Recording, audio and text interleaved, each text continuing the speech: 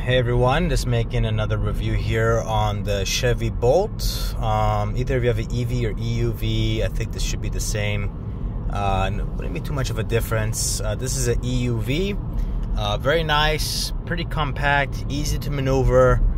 Not the most comfortable. It's pretty decent for in-city driving, no doubt about it. But in comparison to other EVs out there, there are a lot more comfortable ones. But let's jump into it. I want to go into the pros and cons of this vehicle after 2 years of driving it. This is a phenomenal vehicle in my opinion, and there's several reasons why. One of them is the ease of parking, maneuverability of this vehicle. This is a fairly small vehicle, no doubt about it, but very, very easy to drive, to get in, get out. In my opinion, there is quite a bit of room for this hatchback as well for what it is.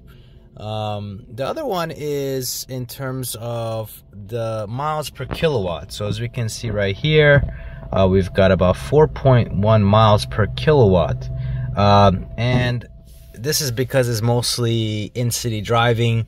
Once you get on the highway, that number will be reduced significantly, and depending on the temperature, like all EVs, it will be significantly lower. But what I can say is that's pretty high in terms of the miles per kilowatt in comparison to other EVs out there that are a lot more expensive. In terms of the interior, it's okay. Is basically Spartan, pretty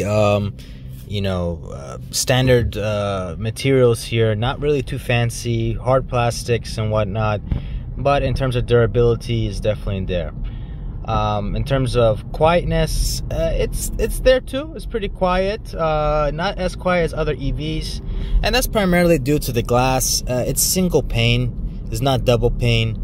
If you go to the Hyundai Ioniq 5 or Kia EV6 or a variety of other Mach-E by Ford, a lot of other ones, they just provide double pane windows on the front and rear glass, providing that ability to lower the interior noise, and there's a lot more sound insulation. But for what this is a pretty quiet vehicle.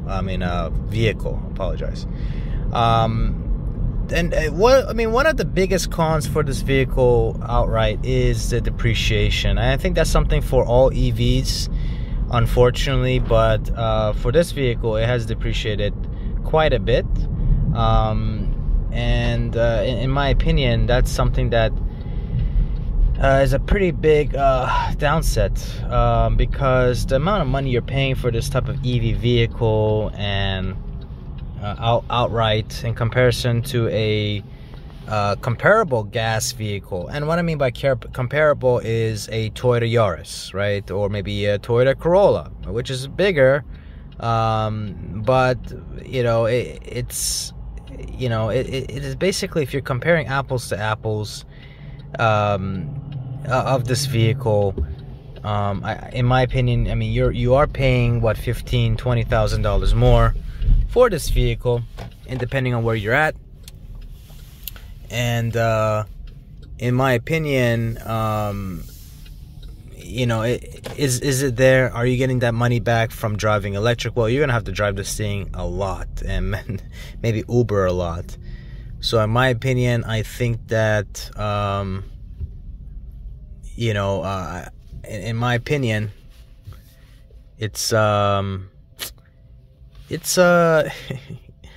you're gonna have to drive it a lot to get the ROI back, in terms of this vehicle. And again, you are saving money on gas, you are saving money on oil changes.